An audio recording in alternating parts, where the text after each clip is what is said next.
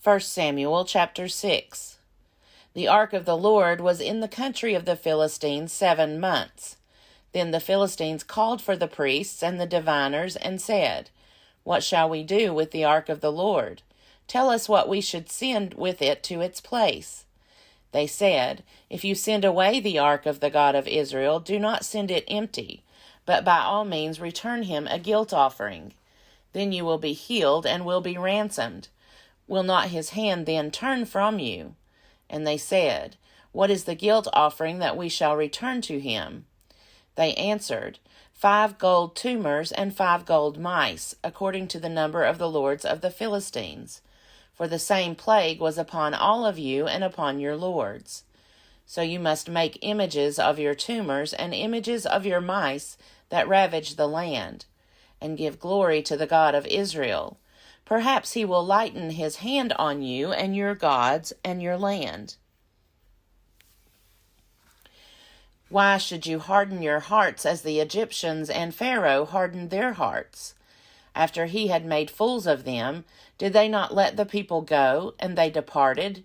Now then, get ready a new cart and 2 milk cows that have never borne a yoke, and yoke the cows to the cart, but take their calves home away from them. Take the ark of the Lord and place it on the cart, and put in a box at its side the figures of gold, which you are returning to him as a guilt offering. Then send it off, and let it go its way. And watch, if it goes up on the way to its own land, to Beth Shemesh, then it is he who has done us this great harm. But if not, then we shall know that it is not his hand that struck us. It happened to us by chance."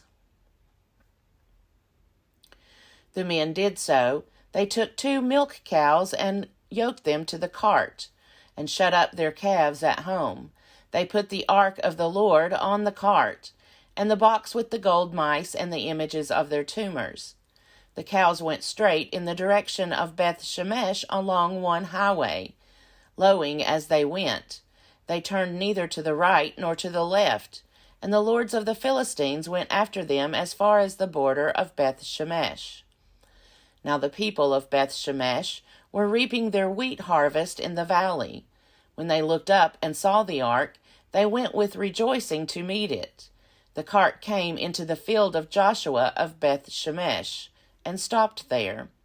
A large stone was there, so they split up the wood of the cart and offered the cows as a burnt offering to the Lord.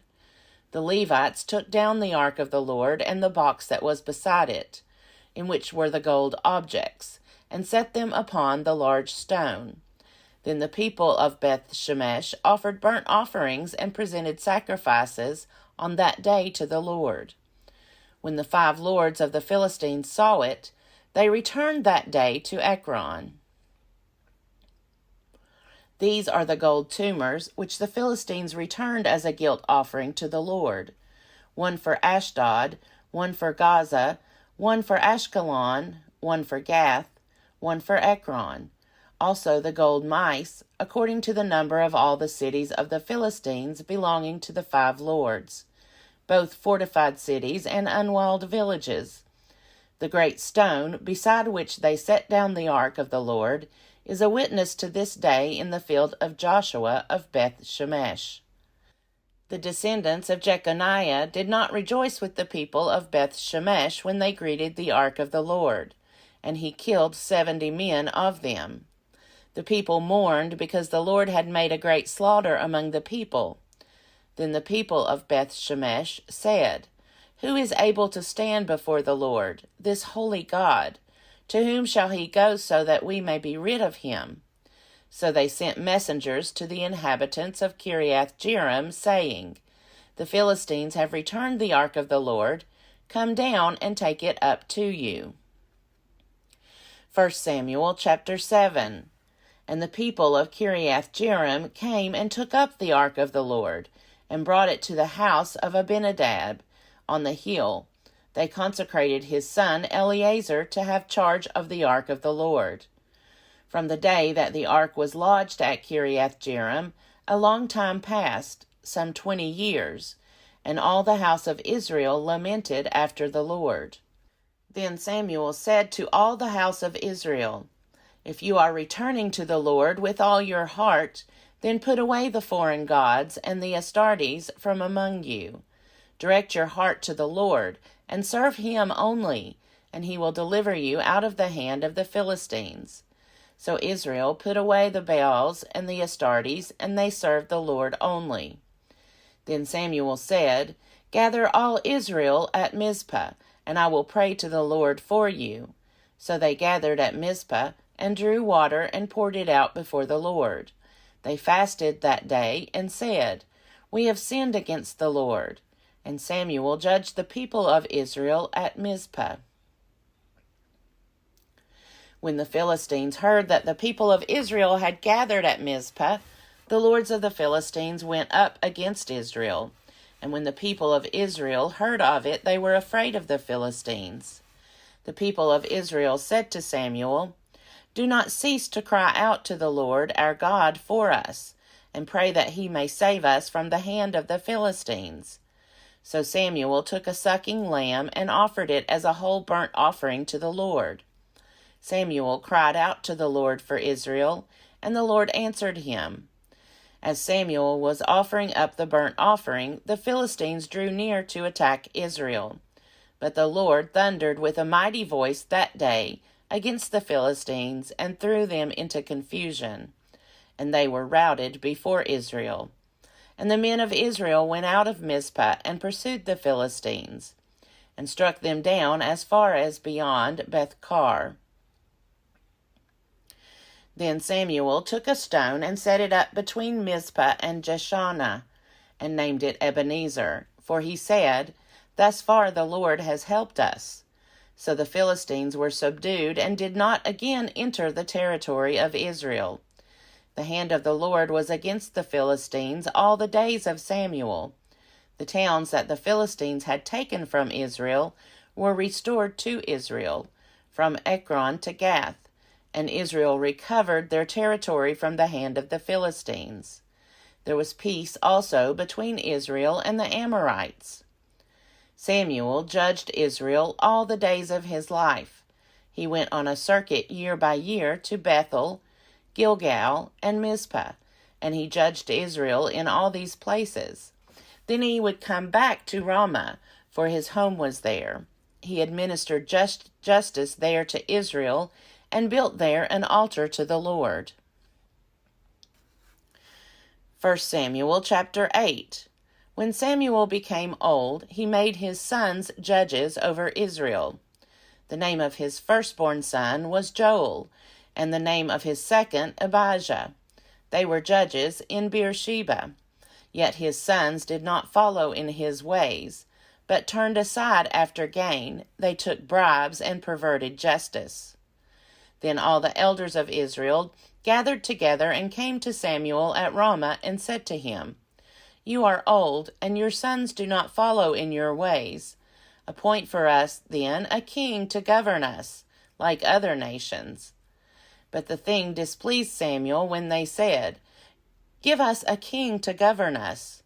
Samuel prayed to the Lord, and the Lord said to Samuel, "Listen to the voice of the people in all that they say to you. For they have not rejected you, but they have rejected me from being king over them, just as they have done to me from the day I brought them up out of Egypt to this day, forsaking me and serving other gods. So also they are doing to you. Now then, listen to their voice. Only you shall solemnly warn them, and show them the ways of the king who shall reign over them." So Samuel reported all the words of the Lord to the people who were asking him for a king. He said, "These will be the ways of the king who will reign over you. He will take your sons and appoint them to his chariots and to be his horsemen, and to run before his chariots, and he will appoint for himself commanders of thousands and commanders of 50s, and some to plow his ground and to reap his harvest, and to make his implements of war and the equipment of his chariots. He will take your daughters to be perfumers and cooks and bakers. He will take the best of your fields and vineyards and olive orchards, and give them to his courtiers. He will take 1/10 of your grain and of your vineyards and give it to his officers and his courtiers. He will take your male and female slaves and the best of your cattle and donkeys and put them to his work. He will take 1/10 of your flocks, and you shall be his slaves. And in that day you will cry out because of your king, whom you have chosen for yourselves. But the Lord will not answer you in that day. But the people refused to listen to the voice of Samuel. They said, "No, but we are determined to have a king over us, so that we also may be like other nations, and that our king may govern us and go out before us and fight our battles." When Samuel had heard all the words of the people, he repeated them in the ears of the Lord. The Lord said to Samuel, "Listen to their voice, and set a king over them." Samuel then said to the people of Israel, "Each of you return home." 1 Samuel chapter 9. There was a man of Benjamin whose name was Kish, son of Abiel, son of Zerah, son of Bechorath, son of Aphiah, a Benjaminite, a man of wealth. He had a son whose name was Saul, a handsome young man. There was not a man among the people of Israel more handsome than he. He stood head and shoulders above everyone else.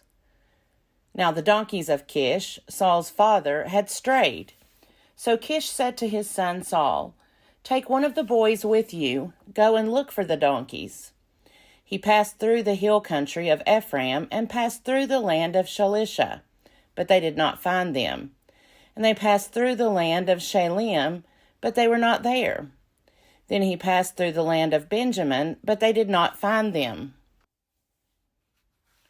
When they came to the land of Zuph, Saul said to the boy who was with him, "Let us turn back, or my father will stop worrying about the donkeys and worry about us." But he said to him, "There is a man of God in this town. He is a man held in honor. Whatever he says always comes true. Let us go there now. Perhaps he will tell us about the journey on which we have set out." Then Saul replied to the boy, "But if we go, what can we bring the man? For the bread in our sacks is gone, and there is no present to bring to the man of God. What have we?" The boy answered Saul again, "Here, I have with me a 1/4 shekel of silver. I will give it to the man of God to tell us our way." Formerly in Israel, anyone who went to inquire of God would say, "Come, let us go to the seer." For the one who is now called a prophet was formerly called a seer. Saul said to the boy, "Good, come, let's go." So they went to the town where the man of God was. As they went up the hill to the town, they met some girls coming out to draw water, and said to them, "Is the seer here?" They answered, "Yes, there he is just ahead of you. Hurry, he has come just now to the town, because the people have a sacrifice today at the shrine. As soon as you enter the town, you will find him, before he goes up to the shrine to eat. For the people will not eat until he comes, since he must bless the sacrifice. Afterward, those eat who are invited. Now go up, for you will meet him immediately."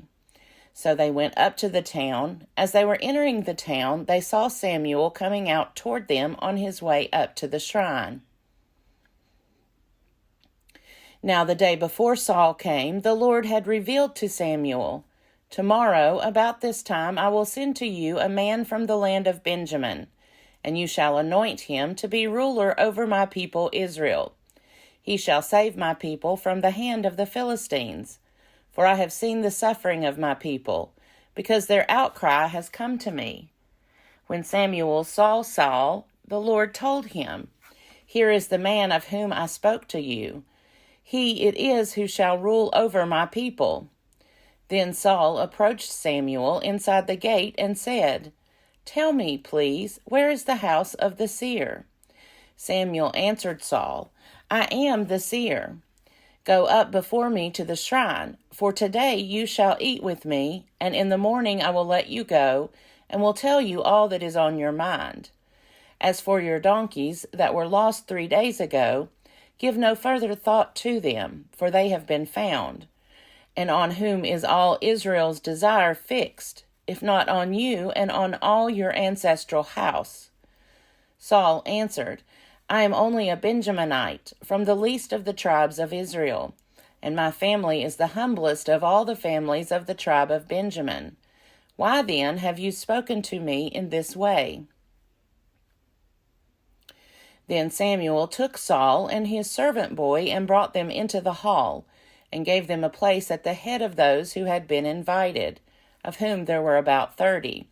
And Samuel said to the cook, Bring the portion I gave you, the one I asked you to put aside. The cook took up the thigh and what went with it, and set them before Saul. Samuel said, See, what was kept is set before you. Eat, for it is set before you at the appointed time, so that you might eat with the guests. So Saul ate with Samuel that day. When they came down from the shrine into the town, a bed was spread for Saul on the roof, and he lay down to sleep. Then at the break of dawn, Samuel called to Saul upon the roof, Get up, so that I may send you on your way. Saul got up, and both he and Samuel went out into the street. As they were going down to the outskirts of the town, Samuel said to Saul, Tell the boy to go on before us, and when he has passed on, stop here yourself for a while, that I may make known to you the word of God. 1 Samuel chapter 10. Samuel took a vial of oil and poured it on his head and kissed him. He said, The Lord has anointed you ruler over his people Israel. You shall reign over the people of the Lord, and you will save them from the hand of their enemies all around. Now this shall be the sign to you that the Lord has anointed you ruler over his heritage. When you depart from me today, you will meet 2 men by Rachel's tomb in the territory of Benjamin at Zelzah. They will say to you, The donkeys that you went to seek are found, and now your father has stopped worrying about them and is worrying about you, saying, What shall I do about my son? Then you shall go on from there further and come back to the oak of Tabor. 3 men going up to God at Bethel will meet you there, one carrying 3 kids, another carrying 3 loaves of bread, and another carrying a skin of wine. They will greet you and give you 2 loaves of bread, which you shall accept from them. After that you shall come to Gibeath Elohim, at the place where the Philistine garrison is. There, as you come to the town, you will meet a band of prophets coming down from the shrine with harp, tambourine, flute, and lyre playing in front of them. They will be in a prophetic frenzy. Then the Spirit of the Lord will possess you, and you will be in a prophetic frenzy along with them and be turned into a different person. Now when these signs meet you, do whatever you see fit to do, for God is with you, and you shall go down to Gilgal ahead of me. Then I will come down to you to present burnt offerings and offer sacrifices of well-being. 7 days you shall wait, until I come to you and show you what you shall do. As he turned away to leave Samuel, God gave him another heart, and all these signs were fulfilled that day. When they were going from there to Gibeah, a band of prophets met him, and the Spirit of God possessed him, and he fell into a prophetic frenzy along with them. When all who knew him before saw how he prophesied with the prophets, the people said to one another, What has come over the son of Kish? Is Saul also among the prophets? A man of the place answered, And who is their father? Therefore it became a proverb, Is Saul also among the prophets? When his prophetic frenzy had ended, he went home. Saul's uncle said to him and to the boy, Where did you go? And he replied, To seek the donkeys. And when we saw they were not to be found, we went to Samuel. Saul's uncle said, Tell me what Samuel said to you. Saul said to his uncle, He told us that the donkeys had been found. But about the matter of kingship, of which Samuel had spoken, did not tell him anything. Samuel summoned the people to the Lord at Mizpah and said to them, "Thus says the Lord, the God of Israel, I brought up Israel out of Egypt, and I rescued you from the hand of the Egyptians and from the hand of all the kingdoms that were oppressing you. But today you have rejected your God, who saves you from all your calamities and your distresses. And you have said, 'No, but set a king over us.' Now, therefore, present yourselves before the Lord by your tribes and by your clans." Then Samuel brought all the tribes of Israel near, and the tribe of Benjamin was taken by lot. He brought the tribe of Benjamin near by its families, and the family of the Matrites was taken by lot. Finally, he brought the family of the Matrites near, man by man. And Saul, the son of Kish, was taken by lot. But when they sought him, he could not be found. So they inquired again of the Lord, "Did the man come here?" And the Lord said, "See, he has hidden himself among the baggage." Then they ran and brought him from there. When he took his stand among the people, he was head and shoulders taller than any of them. Samuel said to all the people, "Do you see the one whom the Lord has chosen? There is no one like him among all the people." And all the people shouted, "Long live the king!" Samuel told the people the rights and duties of the kingship, and he wrote them in a book and laid it up before the Lord. Then Samuel sent all the people back to their homes. Saul also went to his home at Gibeah, and with him went warriors whose hearts God had touched. But some worthless fellows said, "How can this man save us?" They despised him and brought him no present, but he held his peace. Now Nahash, king of the Ammonites, had been grievously oppressing the Gadites and the Reubenites. He would gouge out the right eye of each of them, and would not grant Israel a deliverer. No one was left of the Israelites across the Jordan, whose right eye Nahash, king of the Ammonites, had not gouged out. But there were 7,000 men who had escaped from the Ammonites and had entered Jabesh-Gilead.